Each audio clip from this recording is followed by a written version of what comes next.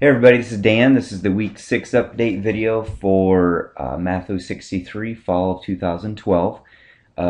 This week we have project 2 is due by Thursday at midnight, and just wanted to go over a little bit about that to help everybody. And it's about transportation costs.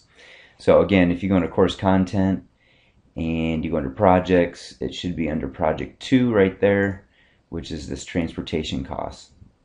So download that and edit it right there.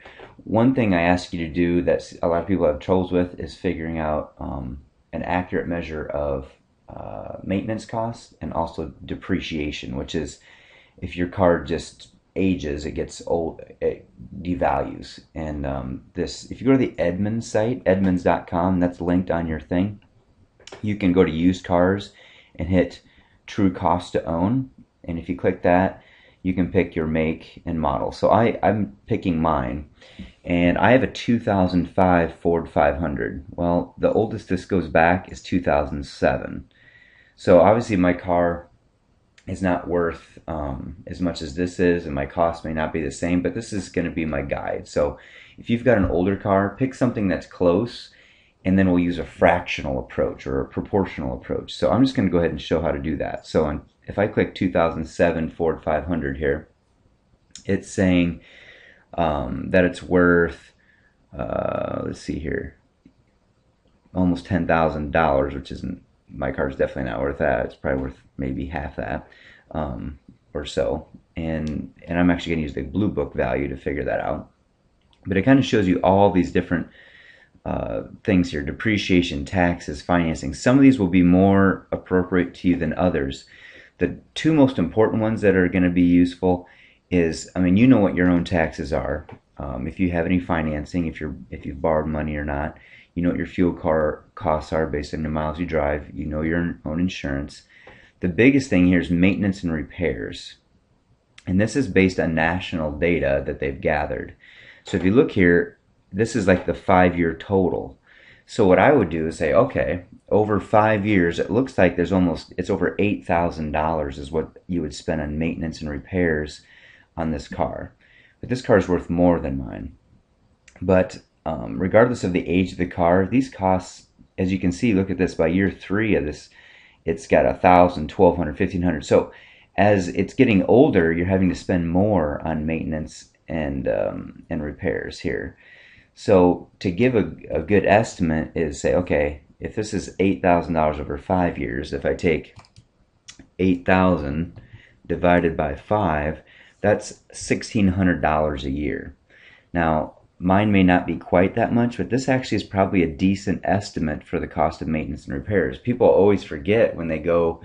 I actually just picked my car up this morning, and I had to pay $1,100 for all the 100,000 mile maintenance stuff, all the transmission flushes and everything, and then eventually be able to get tires. So, but a lot of people say, "Oh, I just have oil changes every 3 months, and that's all it costs." But that isn't accurate. This is actually off real data from cars.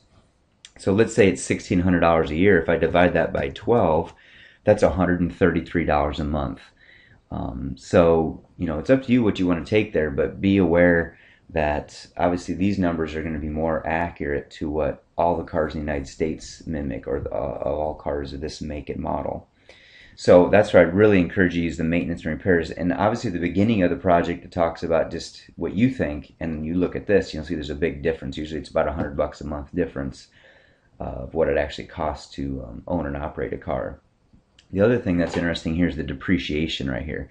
See right here, it's got depreciating $5,000 over 5 years. Well, that's about $1,000 a year. Well, if your car's not worth as much to start with, it doesn't depreciate as fast. And actually, I had a student here that did a project that I just wanted to show what they did.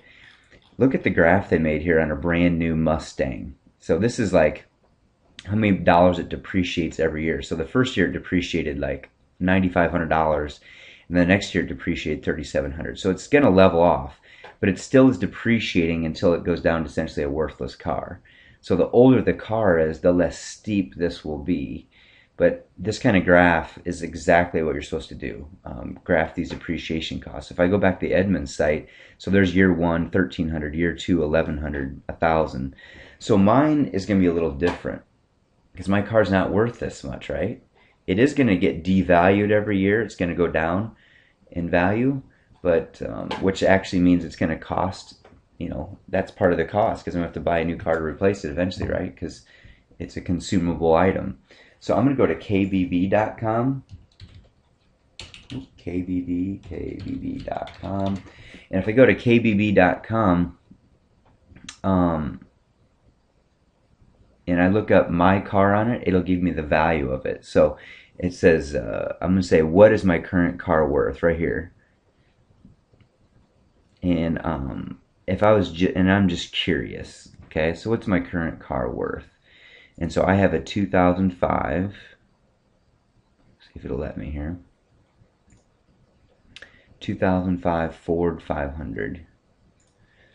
There's 2005, and it's a Ford, and it's a 500. There it is, and the mileage is, it just went over like 105,000 miles. Okay, and I hit next,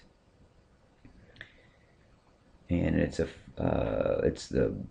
I think it's pretty loaded, so I think it's actually the limited 4-door. We bought it off Craigslist. Okay, so it's got all this cool stuff, and let's see what the Blue Book value is. Of course, they're trying to get me to buy cars out here, so I'm going to look at the private party value, see what I could actually sell it to somebody else. So it looks like it's around, I don't know, $7,000, let's say, because I just did all that maintenance. So according to this site, it could be worth a 2-year newer one is worth almost $10,000. Mine is worth about $7,000. So what I'm going to do is my car's worth 70% of all these things. So if I take 0.7 times 13, 14, so really my car would depreciate year one about $919. And then year two, I would take 0.7 times 1152. And then it depreciates about 806. So that's how I can get a better estimate for the depreciation costs.